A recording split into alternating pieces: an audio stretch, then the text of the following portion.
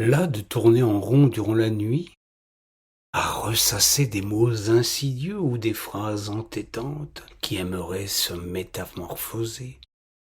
Cesser d'être des tourments pour se glisser enfin sur le papier, s'apaiser quelque peu sous le joug impitoyable de la syntaxe et de l'orthographe, se parer de formes plaisantes et d'une musique intérieure. L'insomniaque se promet de se lancer dans la grande aventure de l'écriture.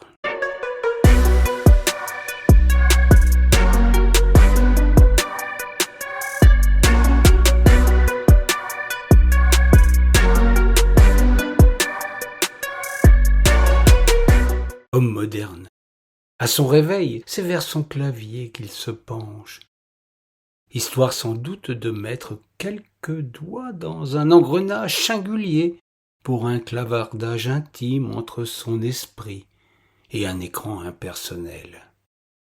Il se heurte alors à cette verticalité de la page virtuelle qui s'oppose au besoin impérieux qu'ont les mots de se poser calmement sur une feuille de papier.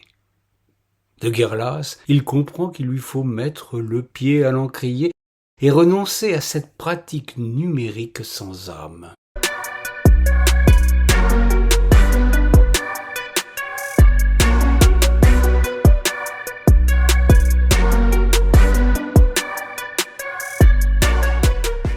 Le voilà qu'il se saisit d'un stylo-bille et d'une feuille pour retrouver le geste ancestral de l'écriture manuelle. Et il ne s'en satisfait pourtant pas.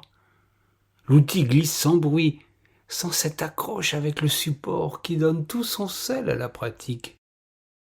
C'est à la plume qu'il lui faut rédiger ce qui a envahi ses pensées. Il en est convaincu.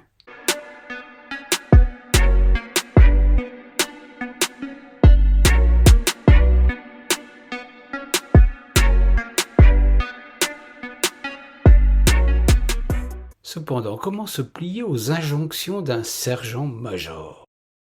La création littéraire n'est qu'un combat intime et n'a rien d'un champ de bataille. Pour s'envoler, se libérer du poids de ses ressassements, c'est avec une plume véritable qu'il convient d'entrer en écriture. Si cette évidence s'impose à lui, il pressent que le choix de l'animal influera durablement son inspiration.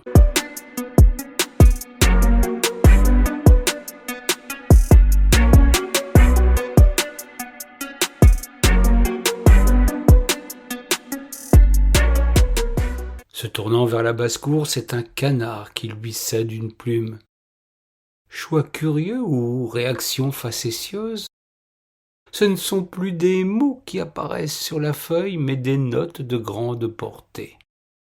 Ignorant tout du solfège, il lui faut chercher un autre plumage pour son ramage intime. Un paon passe non loin de là. Il s'enthousiasme à l'idée d'user d'un si magnifique parement. Chose curieuse, il écrit des histoires de bicyclette avant soudainement de se tourner vers un spiritisme qui le surprend. L'idée n'était pas bonne.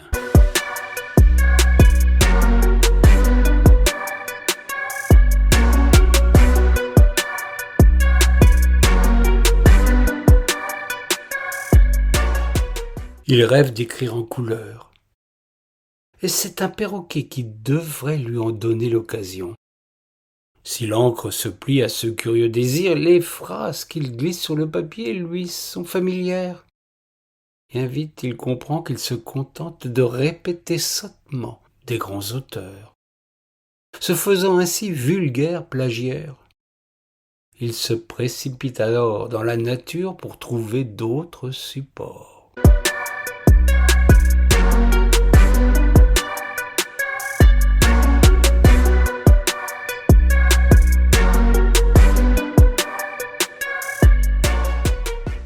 C'est une mouette qui lui cède une plume. Il découvre avec stupeur que son inspiration prend alors une méchante tournure.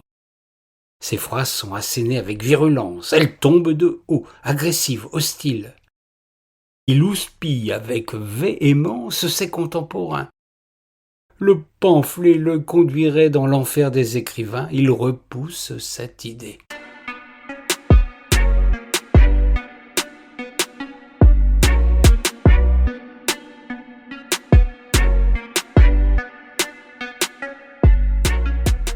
D'autres plumes constituent encore des échecs cuisants. La colombe lui fait écrire des romans à l'eau de rose.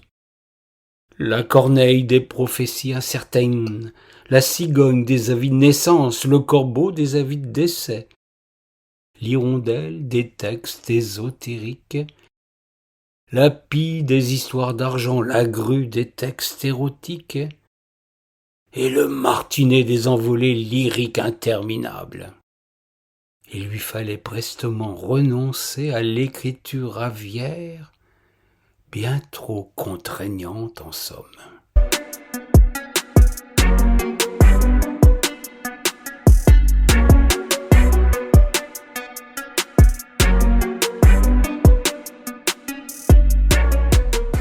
Désespéré, il revint vers son cavier et, à bout de force et d'inspiration, il songea qu'une plume d'ange aurait satisfait pleinement son désir.